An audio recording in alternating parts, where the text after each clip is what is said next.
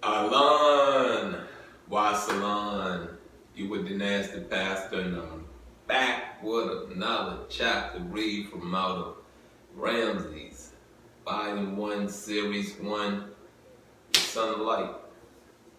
You know, we're going to dive in right here, but first I do want to say, how are you doing? You get what I'm saying? How are you doing? Are you still taking inventory of your life? Are you still eliminating, adding on before? Well, let me say this. Let me say this right. Are you eliminating before you add anything else into your life? You know, get rid of your wasted baggage. You feel what I'm saying?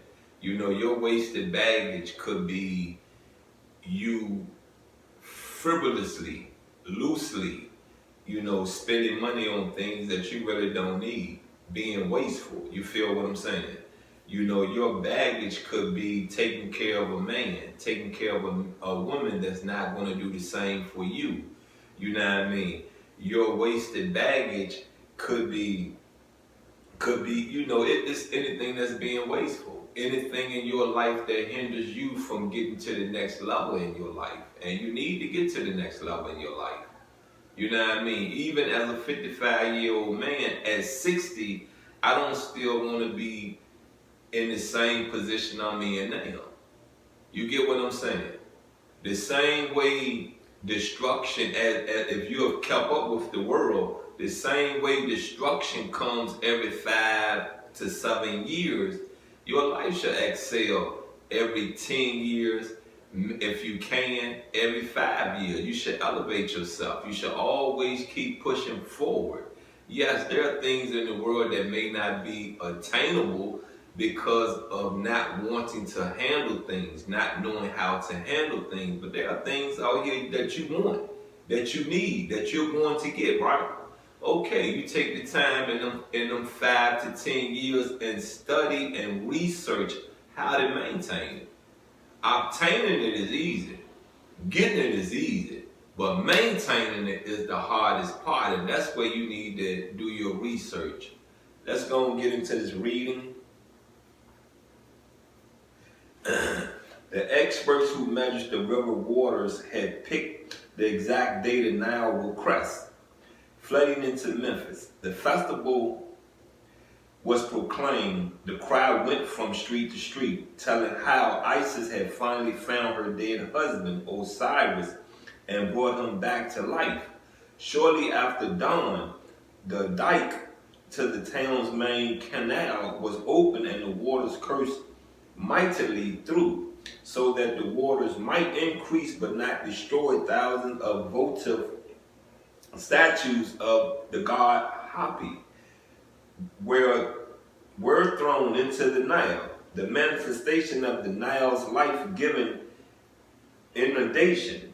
Hapi was depicted as a full-breasted man, come on now, with tufts of papyrus in the headdress, carrying trays full of food.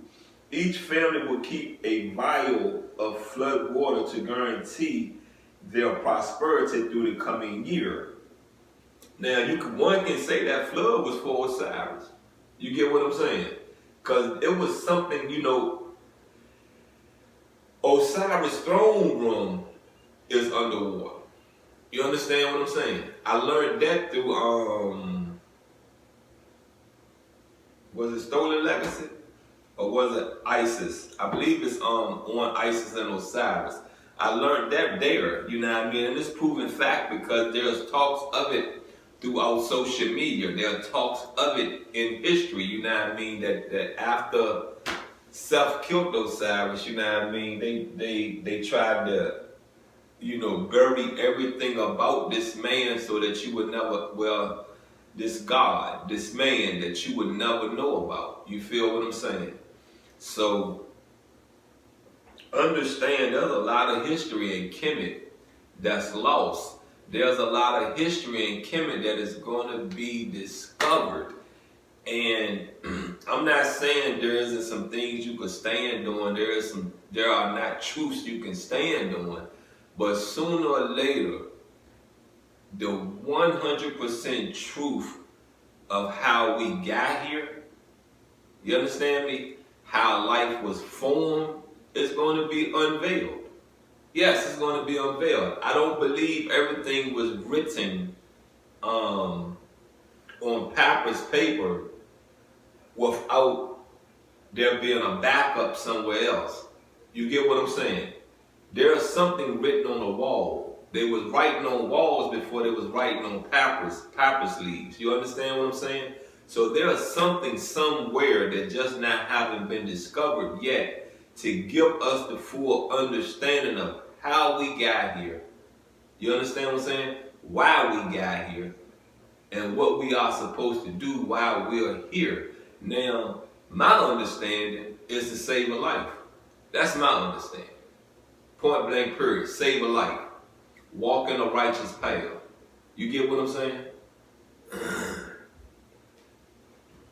The festival was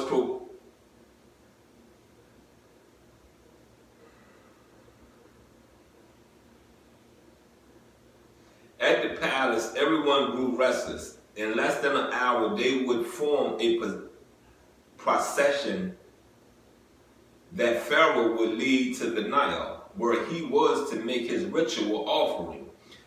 And everyone wondered exactly where he would stand in the official hierarchy.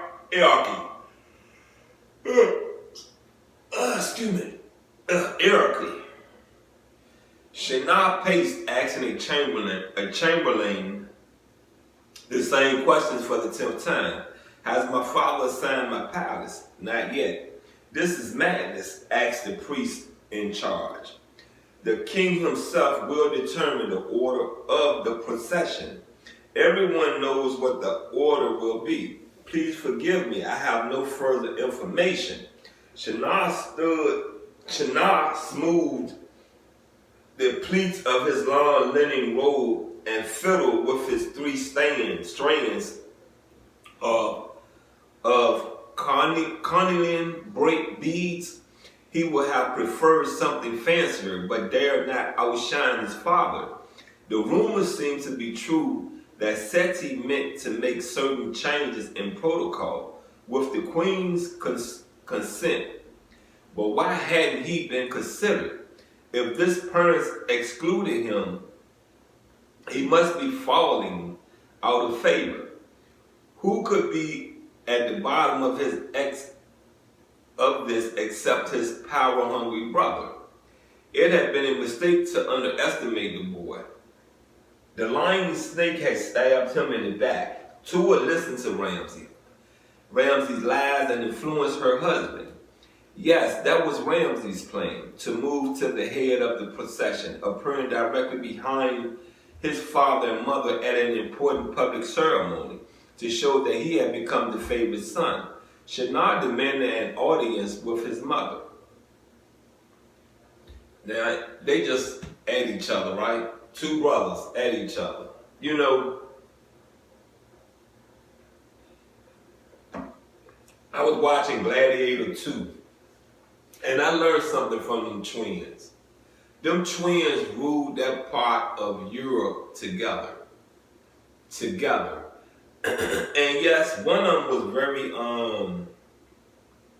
smart, intelligent than the other.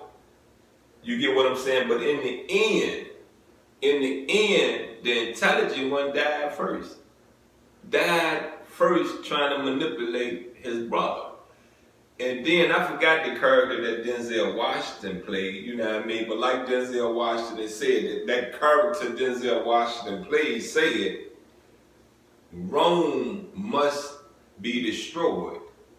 So the role he played was the mediator between them, and he was able to control the other twin actions. And then he ended up killing them in the end too. He ended up killing them. You got what I'm saying?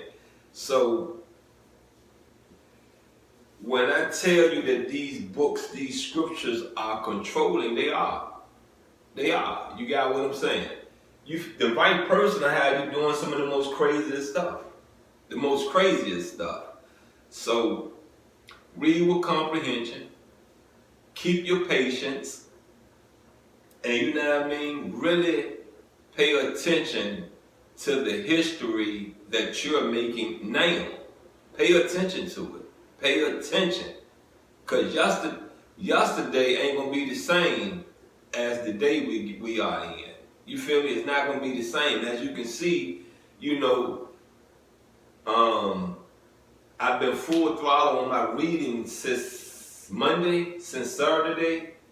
So, you know, this may be, you know, this has changed. You know what I mean? I believe I had a black one on yesterday, but what I'm trying to basically say to you is this right here, that, you know, the history you are in now changes from the history that you was in yesterday.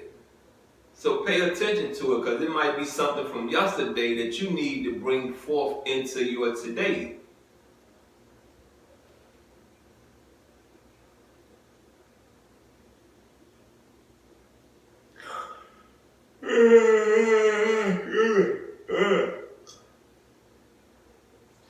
Two priests had just finished dressing the great royal wife.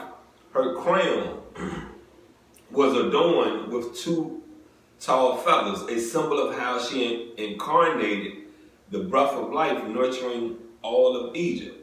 The queen's earthly presence made the dry season end and began the fertile flooding anew. Shinar bowed to his mother. No one would tell me what I'm doing in the ceremony today, he said. Are you complaining? I think I should be at my father's side when he makes the offering. That's entirely up to him. He must have informed you of his decision.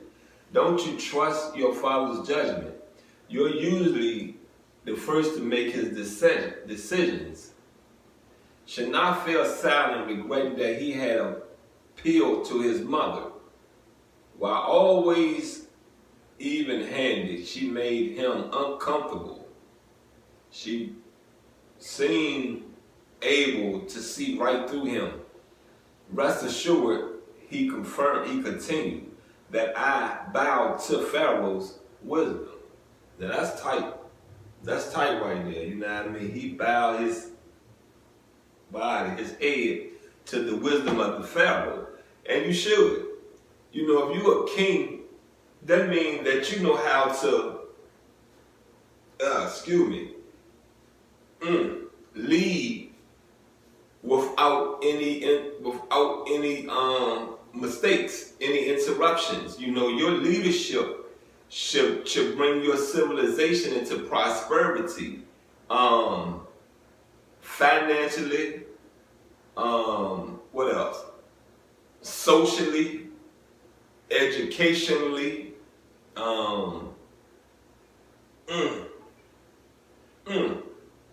I said economic, right?